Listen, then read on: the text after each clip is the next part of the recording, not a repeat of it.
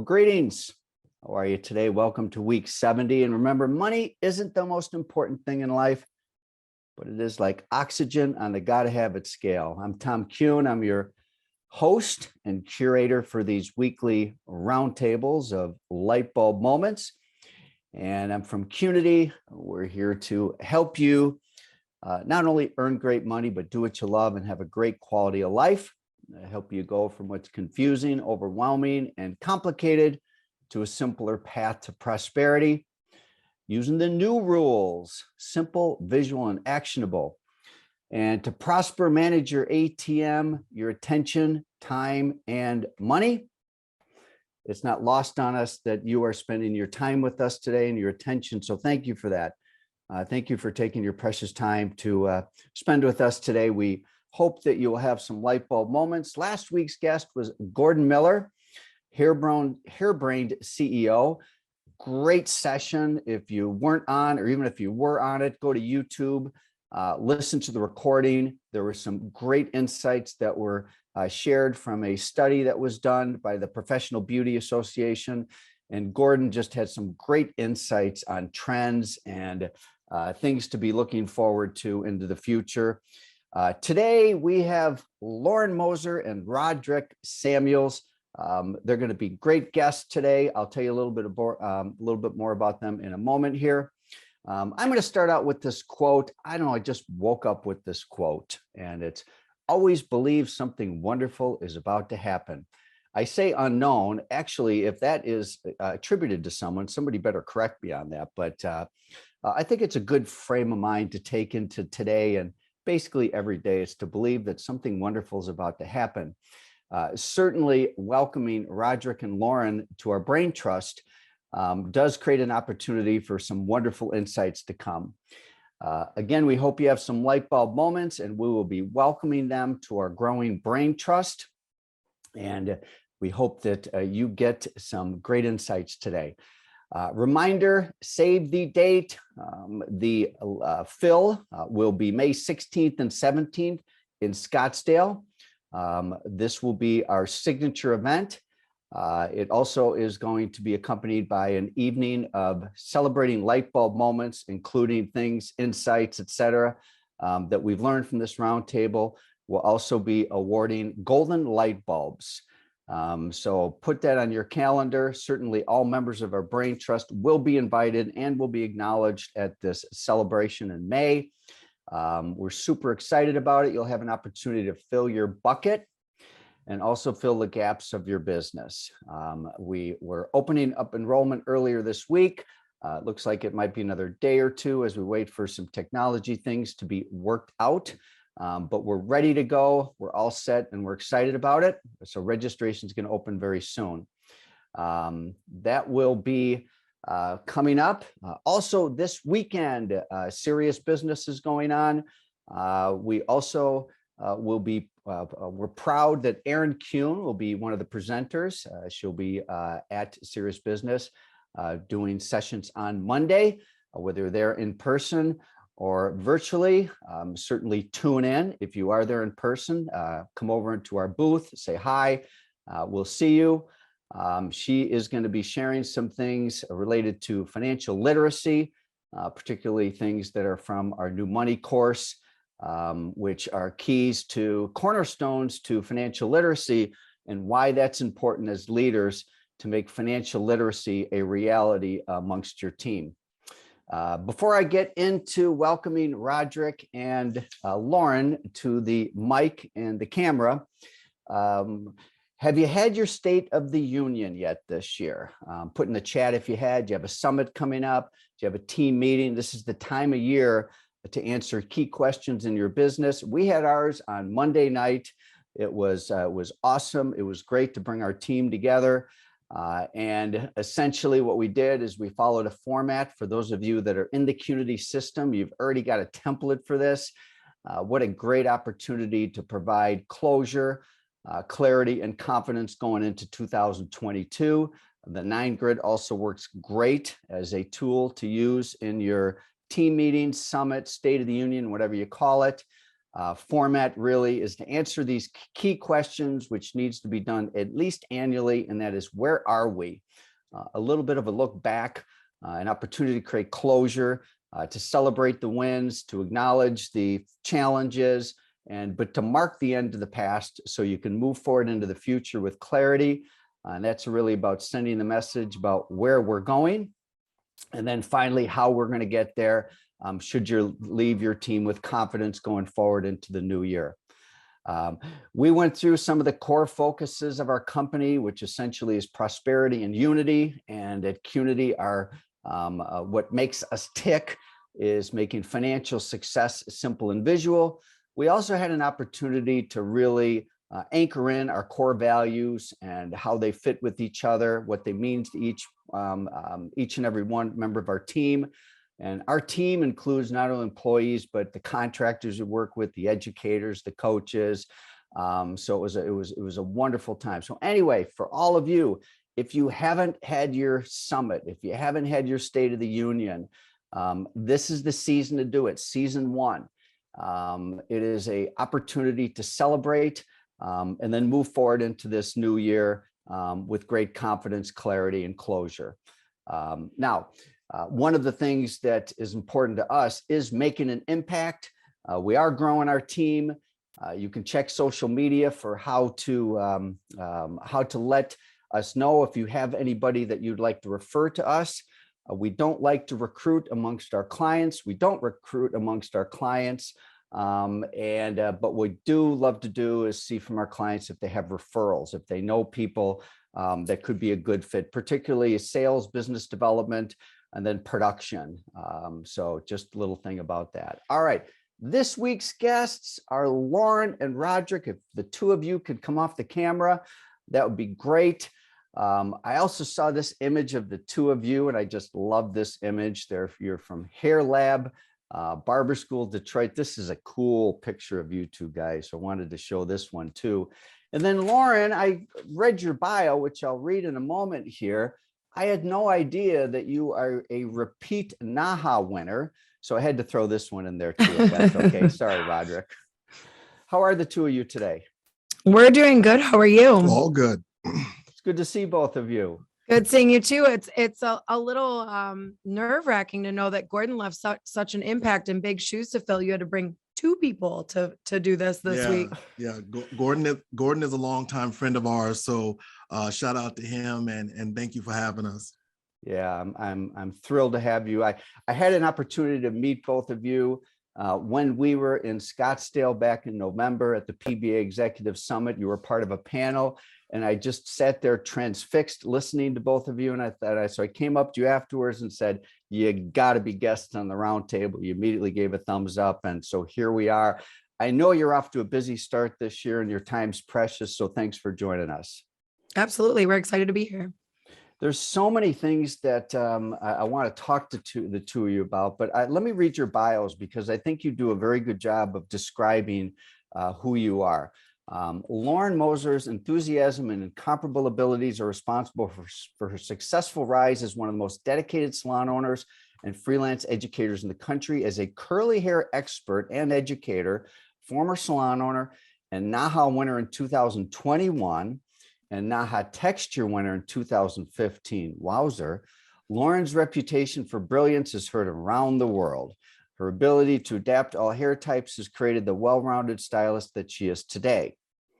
Rodrick is recognized as a renowned leader in cutting-edge educational methods and clipper cutting concepts and techniques, including the current trend of mechanical shear practices. As a subject matter expert in the field of barber styling, he raised the bar in personal appearance education, and that is some really great background. So your journey has led you now to the school business, which you opened up very recently, and I think your roles, education director.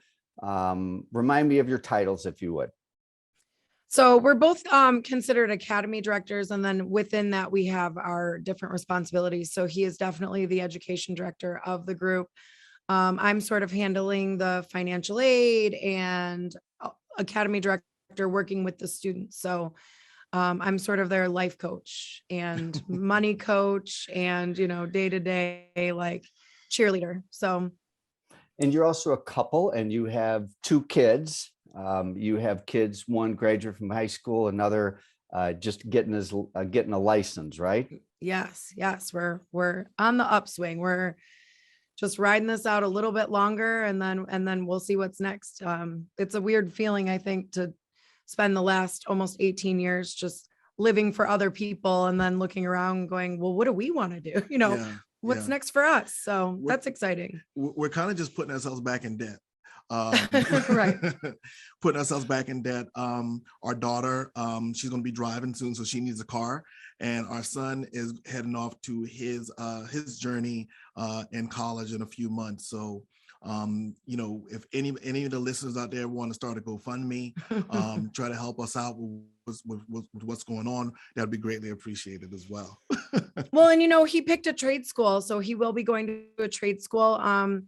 And with our kids, we're always open to whatever it is that they want to do next. And we see the value in trade schools. And I think everyone on this webinar sees the value in trade schools. So we weighed both options, the university option and the trade school option, and he opted for the trade school. So as trade school directors, that warmed our hearts a little bit that, okay, so he gets it, the value, and we'll see how it goes, but we're pretty excited. Well, Tom, we come into that era where, we were always pushed to go to college, get a degree. And there's nothing wrong with that. But I think that trade schools are 100% a viable, pipeline to being successful in any industry too. So, there's a big, the cancel culture is huge right now. And, a lot of people are really kind of taking a serious approach and canceling, traditional college for trade schools to come into the industry. And of course, the personal appearance industry has thrived for years and years and years. And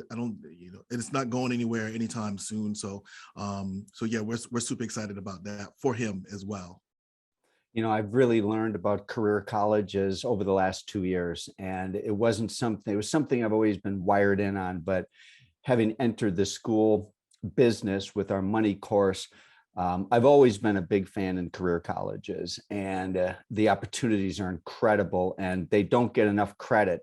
So I could go on, we all could be big advocates of that. Now, I want to start sort of on looking at your partnership. Okay. Now there's a lot of really great, important topics we want to get to: teaching tolerance, diversity, inclusion. But you each have your lanes, and you said something towards the end of the call that did make me chuckle. And that's you have your each of you have things you touch, and there's things you don't touch. Lauren, I believe you said he doesn't touch the money. And Rodrick, you said, and she doesn't touch the social media. So talk about your lanes a little bit, because here's the deal. I am such a big believer in twin talents. In fact, I was going to write a book called Twin Talents. I'm wired by that. And I think that it's relevant for everybody in this call as to how great partnerships work together. So let's talk about the lanes you're in, how you work together, and all of that. So how we got to where we are now, it took some time. We dated long distance for about 2 years. And anyone that's done that with any relationship, whether it's a romantic relationship or a friend or whatever, you quickly learn that without solid communication, you're going to fail. And doing it for so long, we really had to get good at honest communication, even when it was hard to have those conversations, I think. And we had to remove the ego from our entire existence. So in doing that, we were able to sort of grow as a unit instead of separately, and then trying to mash our lives together and figure it out. But that honest, open communication allowed us to be able to express our needs differently and in a very real way. And I think it's very easy to look at what one does versus what the other does and start to get sort of resentful. And I know we had a lot of conversations like that. It would be one of us getting upset with the other one for not doing X, Y, and Z, until we really sat down and broke it down and was like, okay, so these 5 things are your priorities and these 5 things are my priorities. And I don't get mad at you for not stressing out if like the groceries are purchased. So like, you can't also get upset with me because I didn't, do the laundry on the day you want to, or whatever it was. So, we kind of sat down and said, well, these are the things that are important to me. And it turned out that the things that were important to him were a little different than the things that were important to me in the best way possible. Right. So then it becomes, okay, well, that'll be your responsibility. And then I'll focus on these other things, but it allowed the other one to completely remove it off our plates. Right. And we did that at home and in business and in everything that we did. And the running joke is I have the best wife ever because I don't love like cleaning and dealing with sick kids and he's like all into that stuff. So all into that stuff. He loves taking care of sick kids. Yeah, all into that stuff is a little stretch. I just know that I have a certain talent and strengths when it comes down to people and getting people to do things that they necessarily wouldn't want to do. So yeah, like Lauren said, we found our strengths. We took that, we like to call it anger mitigation, so that we don't get upset with each other and we don't get mad when things aren't done. And it's been working out perfectly. I don't touch numbers. I don't touch money. I'm not able to add things, you know what I mean? Yeah. And it's not even that he's like reckless. It's not like he was out like buying a new car. It was like just the math part of it. I'm like, so whoa. I need you to step off the numbers. So I think in having those conversations, we realized who was good at what, and it just made more sense to appreciate that part instead of starting to resent the flip side of that. So, and that's in business too, right? Mm-hmm. So I am not a big social media person. I get very overwhelmed with keeping up on, answering people and posting. And I have a lot going on, in every day running the school. So like when it comes to that stuff, it overwhelms me to the point that it stresses me too much, and so he's able to sort of take over that part a little bit and help me out with it. So it's been nice. And it's definitely been an interesting ride, but after 10 years of tough conversations, you get to a point where you finally understand how to make it work and how to make it work together, which is always good. I think it's something to be said about people who work together and also live together.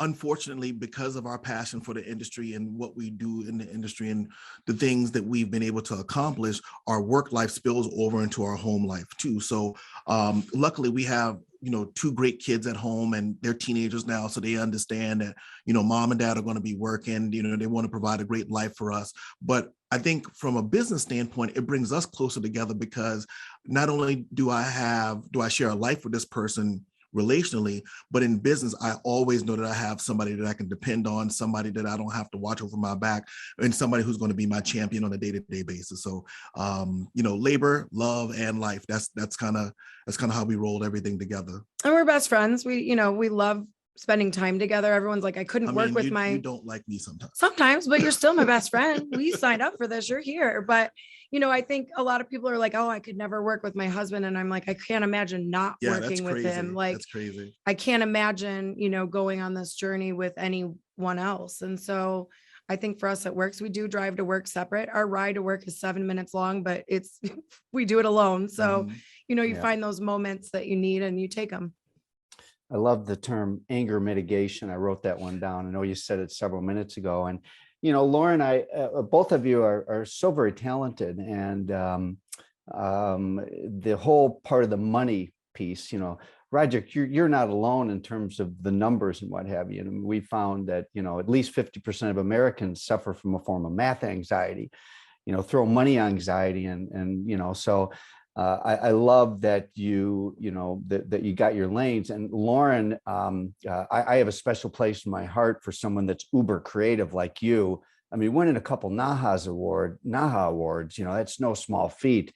But then also having that left brain that brings you into the money side of it. I saw this course that was coming out on financial accounting, and most people just kind of scroll right through that, but it really caught my attention because it's and they talked about the importance of teaching like accounting And they used examples of like major things like Enron, or just things that just went wrong because people just didn't understand the money, and how the person that really is in charge of the money has so much power, you know. But you know, the marriage of creativity and money is really the essence of Qnity and why we do this. And we start out by saying money's not the most important thing, but it is like oxygen, you know. You went into the school business at a, it was interesting. We had this discussion because you had your NAHA visit, and then a week later, it was the day later. So tell the story about that.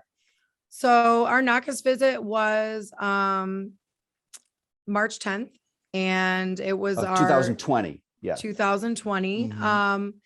And it was our, you know, initial like new branch, you know, the time they came out, and they were here, and 7 days later, our entire state got shut down. So I think on the 16th was our last school day, and on the 17th, students were coming to pick up their stuff.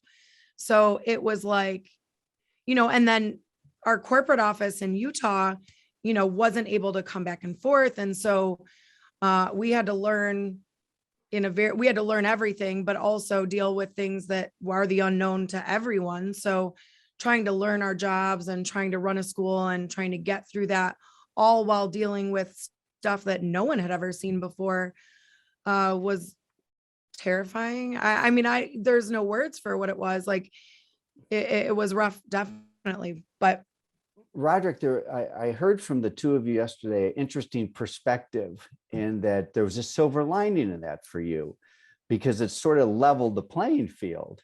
So very mature schools, Rodrick, you know, were also dealing with the same thing. So I love, talk about that a little bit, how that might have leveled the playing field as a new school, because all these other schools were really sort of in the same boat.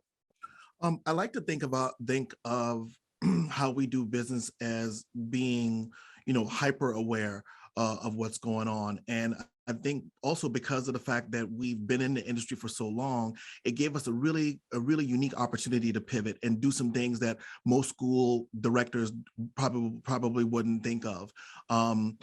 In what you were saying as far as leveling the playing field, like everybody was trying to figure out what to do next, and it gave us an opportunity to kind of write our own narrative, to create different systems, to make sure that our students, number one, of course, you know, they're our most important and precious product, got the education that they were paying for.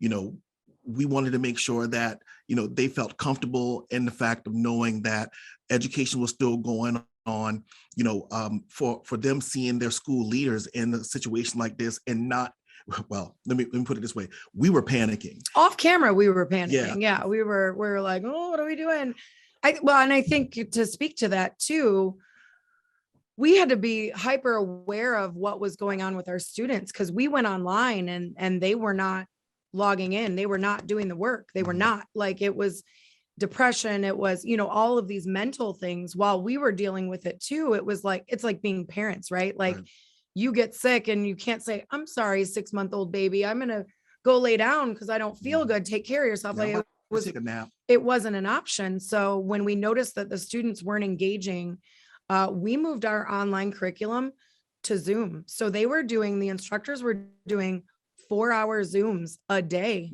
with these students, because without that connection, they were not doing what they needed to do. And I think a lot of it was fear and depression and, you know, just the heaviness of everything. And so that created a lot more work for us, but in the end, we were delivering what we said we were going to deliver. So we felt good about it. Well, I also think that, you know, there's something to be said about personal connection and emotional bonds. So while they're home panicking and God knows what else is going on in their minds and their lives, they at least had that one thing every day that was consistent. Consistency breeds familiarity. So the more that you do it, the more that they see your face, the more that they're looking at their leaders like, wow, you know, they're still making sure that they're making it happen. It kind of leveled the playing field, because they too felt that same sense of resilience, and they too felt like, you know what, I can make it. It's not as bad as everything seems. So we did it safely. I got to give a special shout out to our instructors, because we even had one instructor that had COVID and taught online during COVID. Like, he was a beast. And I'm like, yo, man, you don't have to do this. He was like, I got it anyway. And, that says something about our team. That says something about the future of our industry. If we can get more people to understand that our industry is more than just raising a family, earning a living, and dying. It's about resilience, and it's about having a positive mental attitude, regardless of what comes up. I think those are the things that's going to take our industry into the next level. Let's move over to great conversation, guys. Let's move over to some of the things where you have some special, unique expertise and different points of view. You talked about, so we'll talk about things as it relates to, for example, texture, not ethnicity. Let's talk about that a little bit. And then you also mentioned something that I never knew about Detroit in terms of Middle Eastern population. So texture, not ethnicity. Let's talk about that. So I've lived in Michigan my whole life. I love Michigan for the simple fact that it is quite a melting pot. We have a very large Latino population and a large Middle Eastern population, as well as, other nationalities. And so the hair textures in Michigan are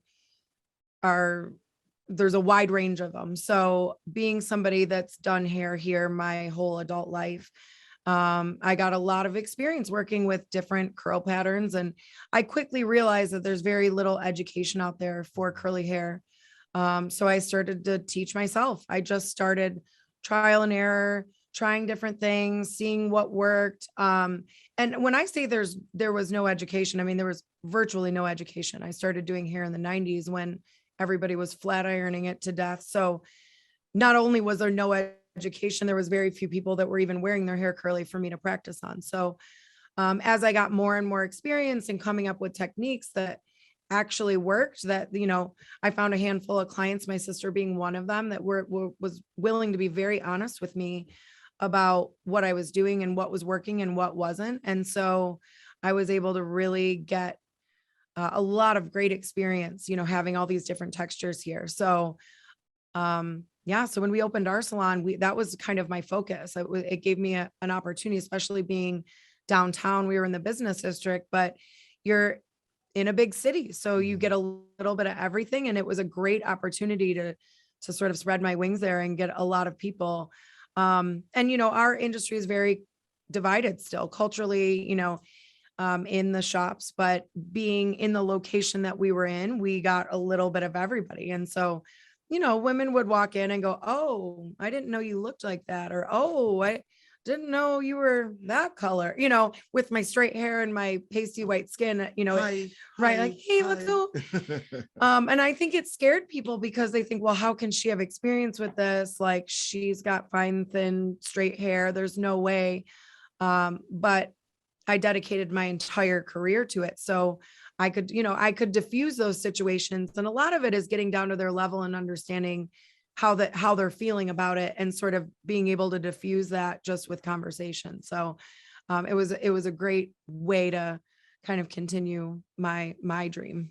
Rodrick, some of the things we talked about was teaching tolerance and then also understanding point. And you said something down in Arizona about, you're a barber, not a baker. So yeah. So yeah, that kind of came about. A lot of times, people don't want to hear the truth, and I think that that honesty, 100% is the best policy. And when it comes down to education in our industry, especially in school leaders, we 100% have to do a better job at making sure that our students are not just trained on the hair textures that they know the most, but being 100% well-rounded in every single thing. We direct the barber school, but our barber students are learning about color and perming and relaxers and straight hair and curly hair. The business aspect of it, social media. You know what I mean? We don't want our students to be one-trick ponies, and that's one of the things that I've been kind of working on. And just talking to school directors and school owners, and we've traveled and taught at other schools, is, it's about shaping heads and shaping lives. It's not just about, the students being a number. It's not just about, oh, well, Susie is white, so we're going to stick Susie with the white clients, and Ashley is Black, so we're going to stick Ashley with the Black clients. It's about really giving students a well-rounded education. So regardless of who walks in their shop or salon, who sits in their chair, they can service them with a high level of confidence, and that builds tolerance. I think, when we talk about, the George Floyd issues and racism, it's not necessarily from hate in your heart. Right, hate in your heart. It's about the unknown. It's fear. It's false evidence appearing real. So, and if you grew up in a very rural area and your only vision of African-American people is what you see on TV or the news, right? Of course, we know what the news does. It sensationalizes, all the bad things. And let's just say that it happens to be an African-American man that's at the forefront of every news story. The only idea you're going to have about Black people is that they're bad. And it's hard to blame these people because they just don't have the experience or the opportunity to get to know somebody of a different race or a different color. And that's what I loved about our shop. Our shop was 3 chairs, right? So we'd all be working on clients of different nationalities, different races, and conversations would start that you could tell would have never started outside of those walls. And things were a lot of light bulb moments in there, right? With people that are interacting with people outside of their bubble that they never would have had the chance to interact with. So we really think that breaking down racist issues, it's talking about it isn't enough. You have to really engage people together to break down those stereotypes and break down those hateful thoughts, because we are both convinced that it doesn't start from a hateful place. Most of the time, obviously there's exceptions to that, but 90% of the time it's a lot of lack of experience. And so we have the power to change that. Yeah. I think the last bit that I wanted to add is comfortability, and even here in our schools, we have white students and Black students and men and women, and we mash them all together in a classroom and say, listen, this is what our industry looks like. These are the people that you're going to be servicing. So let's create a great synergy around that. And if we change the way that people look at things, the things they look at will change. So if you're a Black student and you can cut straight hair or do fades on white men, guess what? You are now an asset. You're not a liability to any shop owners out there. So with us being interracial, but also servicing a diverse clientele of students from different backgrounds, those are the things that are going to help to take and propel our industry in the right direction, and teaching tolerance and teaching understanding, the soft skills. Yes, please. Thank you. All of those things are going to come into place and make our industry greater. Right.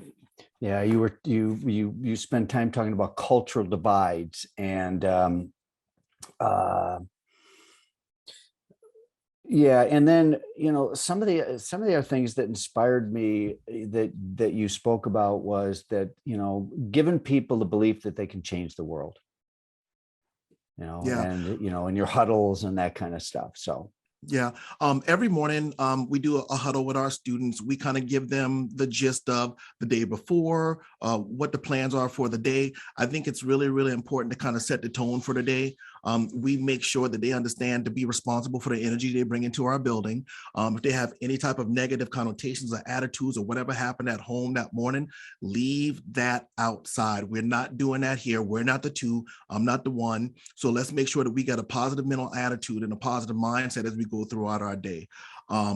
It's about togetherness, and we tell our students when they first come into our building that we're a family now. So it doesn't matter if it's barber related or hair related. We want them to be able to come to us with an open heart and an open mind, and we can help them through that. We went through so they don't have to. So fortunately for our students, it's a fast track to a level of success that a lot of schools aren't providing for their students, if I could be really, really honest. And I honestly think a lot of students are afraid of that level of success, to be honest with you. Just seeing, what we're seeing, I think a lot of students say they want it, but to do the work and to actually get there, I think is a little scary. That is a really great insight, Lauren, on that. And, one of the things, for example, in our money course is we talk about money stories. And we all have money stories. And just given how the brain works, all of us tend to attach to the negative, whether it's money or not. So most people have negative stories, negative money stories. And the first place to start is to hit, is mindset, and to provide examples of positive, in this case, money stories.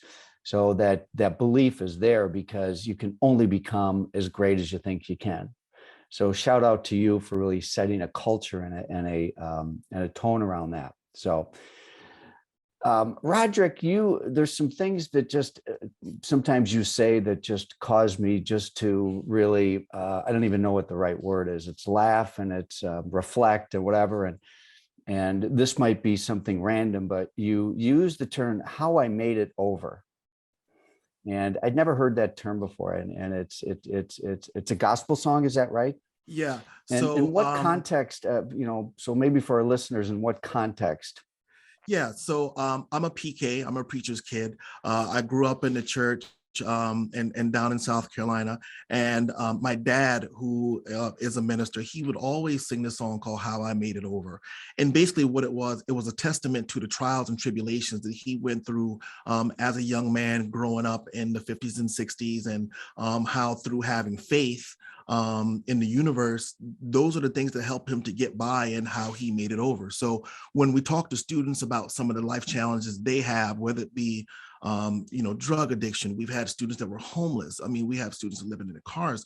Like, we want to give them an opportunity to know that if you do three things, if you show up, you work hard, and you listen, you too can make it over. I think that at a lot of the schools right now, there's it ebbs and flows, right? So you have students that start off 100%, yeah, I want this, I want to be this, and I want to be that. And then they realize, much like what Lauren was saying, what type of work ethic it really takes to be successful in this industry, and then it goes down, But I think through positive messaging, I think through making sure that you're a champion for every student, those are the things that kind of help to set schools apart. And that's something that's near and dear to us. We say it all the time. We're shaping heads and shaping lives. It's just not about a haircut or a bob or a trim. It's about really making sure that these people are great humans coming into the industry. For us, it doesn't matter if they go into the industry and they are highly successful barber stylists. For us, at the end of the day, we want to make sure that these people get a lesson in being just really good people. There's enough people at the bottom right now. We need some people to be like cream and raise to the top. Well, and I think, as two that stood behind the chair, I stood behind the chair for, almost 24 years. Yeah. I approach my job now the same way I did then. And so it's steeped in customer service and making sure that we're delivering what they signed up for and more, right? So that's what we did behind the chair, right? It's that customer service. And I think customer service has started to slip over the last 5-10 years. And so, sometimes the students have a hard time wrapping their mind around the fact that we do care as much as we do. And a lot of that is just the integrity that we have and why we do what we do. So, well, people don't care how much you know until they know how much you care. I forget exactly who says that quote, but it holds so true. We can tell our students every day that you're going to be successful and you're going to be this, but without being the examples that they need to see, then it just kind of falls on deaf ear. I love, Rodrick, you talked about no one speaks French anymore. Go through that. Yeah, I like this, in this day and age with social media and stuff like that, everything is about me. It's I, look at me, I'm shiny, I'm happy. And nobody speaks French anymore. Nobody says we. One of the things that and I'll put her on the spot that I learned from my wife is working together, you can accomplish much more. It's like a fist, you know what I mean? If I put my fist together, I can create a very, very powerful blow. But if I just take my finger and I flick at you, nothing's going anywhere that fast. So we like to speak French. It's we, not I's. We are going to do this. We're going to do this. We're going to do this. And that's from orientation to the day they get in the classroom. We never say I, it's always we and us. Lauren, anything to add to that? So it's funny because I think in this industry, everybody starts to become like, I want to run a suite and I want to be my own whatever. And I am better than everybody else. And I've always felt stronger with a team of like-minded people around me. Sometimes you have those days where you need your team to hold you up. Sometimes you have those problems that just get stuck rolling around in your head and you need a team of like-minded individuals to help you come up with a solution. So, and I think, when we started dating, he had a school, but he was doing it by himself and he had a small team. But, I think coming together, we kind of were able to elevate each other. But I am a firm believer in teams, whether it's in a shop setting, in a school setting. Without my team and the people around us, we wouldn't be anywhere near where we're at now. So I encourage people to remember that it's easier to do it by yourself because you don't have to answer to anybody. But are you really, really reaching the level of success that you could if you added your brain and your efforts with others around you that do the same? I think it would really change the game if people adjusted the way they think about life. I've never actually asked my guest this, but I'm asked both of you, and this is never rehearsed. It's all just a conversation, with a bunch of witnesses. And thank you, everybody. Please use the chat. Give these guys a little love and a little shout out here. Lauren, do you have a favorite quote? Same question for you, Rodrick. Is there a quote that really you just love that is your like a favorite? So it's not a famous quote. And, my mom was always really tough on us as kids. There was like, I think being Gen X, you're just raised to like, what feelings, stuff them down, get to work, kind of thing. But I remember being a kid and getting upset over things, like thinking things were hopeless or how am I going to get out of this? Or what am I going to do? And my mom was like, there's never a problem without a solution. Never. And, in that moment of like immature brain and just trying to figure out life, it stopped me, as I got older and I would hear that in my head and I'm like, you know what? She's right. She's right. It may not be the solution that I want. It may not be the most convenient solution, but there's always a solution. So there's always a way out of whatever deep, dark, terrible situation you think you're in. There's always a solution. So I think in those dark moments when I get the most discouraged, because as positive and light we are, we do have those moments. And if the last couple of years taught us anything, it's that. But just laying there and just over and over, like there's never a problem without a solution. Just remember that. And it's really gotten me through a million dark moments in my life. And, I teach that to our students because, they're quick to be like, well, this is the problem. So I'm done, or can't do it. And I'm like, oh, you can. So I think that's my favorite. And that's the one thing that keeps me going. How about you, Rodrick? My favorite quote comes from Napoleon Hill, Think and Grow Rich. I'm a big Think and Grow Rich guy. And he said, there's nothing in this world that we can't do something about. And sometimes you have to adjust yourself to unpleasant situations so it doesn't steal your spirit. On a daily basis, 80% of people's thinking every day is negative. And if you go into life with that negative mindset, if you come into work as an educator, as a director with that negative mindset, it's going to spill over into your students. So there's nothing in this world that we can't do something about. And I think it's important to make those adjustments to know when to pivot, know when to hold them, know when to fold them, right? So that those things that are attacking you does not come against your character and your integrity, and you're able to operate on a high level with resilience and with purpose on a daily basis. Thank you for all these light bulb moments. I've got my own notes over here. You've got a lot of great shouts. Let's everybody give these guys a virtual round of applause. Thank you. Thanks for all the light bulb moments. I do want to officially award you the $1 Million Light Bulb. This will be forthcoming, an official entry into our brain trust. What I'd like for both of you to do is get your calendar out. We need to have you down in Scottsdale at the Phil. You will be recognized the night of May 15th as a member of our brain trust, and it'll be an opportunity for you to refill yourselves, because with a couple of teenagers and a school and all of that, get away, join us down there. And I'm sure members of this community would love to have you. So hopefully we'll see you May 15th through 17th. So again, thanks very much to both of you. Thank Thank you. you We all. appreciate the opportunity. All right. And then we will see you guys again in an hour and a quarter because we're going to have you on the school roundtable. So thank you for your great insights. Okay. Thank you. Thank you. All right. So let me do a couple things here. Let's who's with us today here. I always love to see who's with us today. And oh my gosh, we got Anna and Ann and Anna and Ashley and Candace, Christine, Donna, Hayden and Heather and Jan and Jessica and Joe, Jonathan, Karen, Carrie, Kate, Kevin, Kristen, Lucretia, hope I didn't botch the name, Linnell, Larry. Hey, Larry, how are you? Good to see you on here. Hi, Leslie, Linda, Louisa, Melissa, Natasha, Nina, Roman, Sam, Sandra, Steve, Trent.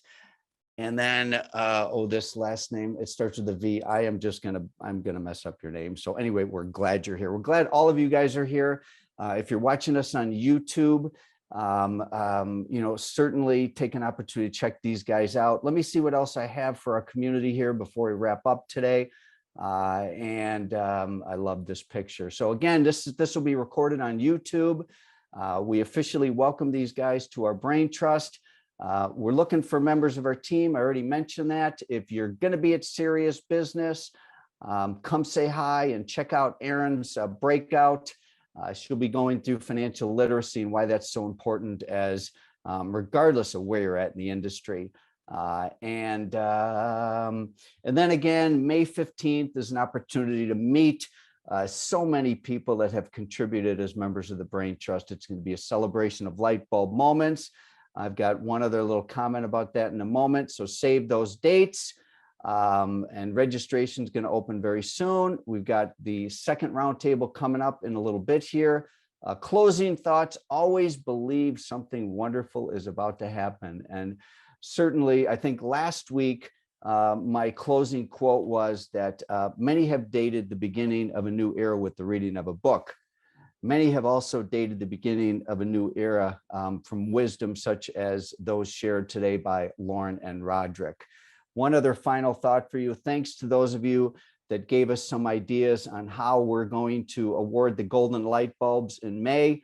Thanks for the emails, text messages. If you have ideas on how we should recognize all of these amazing members of the Brain Trust with the golden light bulbs, that would be awesome. So, hey, Tom, I have some breaking news. The registration for the fill is open. Breaking news. Ooh, all right. I just sent everybody a comment with the wrong thing. So here, let me give you all the link. There's the link. Registration for the Fill and Beauty Changes Lives Light Bulb Moments event is officially open. So you can be the first to register.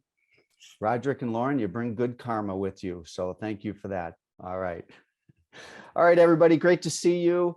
I'm going to stay on just a moment. I'm going to go off camera here just so I get to read all the chat. I love reading the chat comments, and we'll see you next week. Michelle, we're on next week, but then we're taking 2 weeks off due to conflicts in February, I believe. We are off February 9th and February 23rd. Perfect. Okay, great. And next week, we will be coming back fresh from Serious Business, full of all sorts of wisdom and insights. Our guests have not been named yet, but they will be. But regardless of that, next week promises to be a deep dive into some great topics. So thanks again for joining us, everybody, today. Lauren and Rodrick, thanks again for joining us as our guests, and we'll see all of you very, very soon.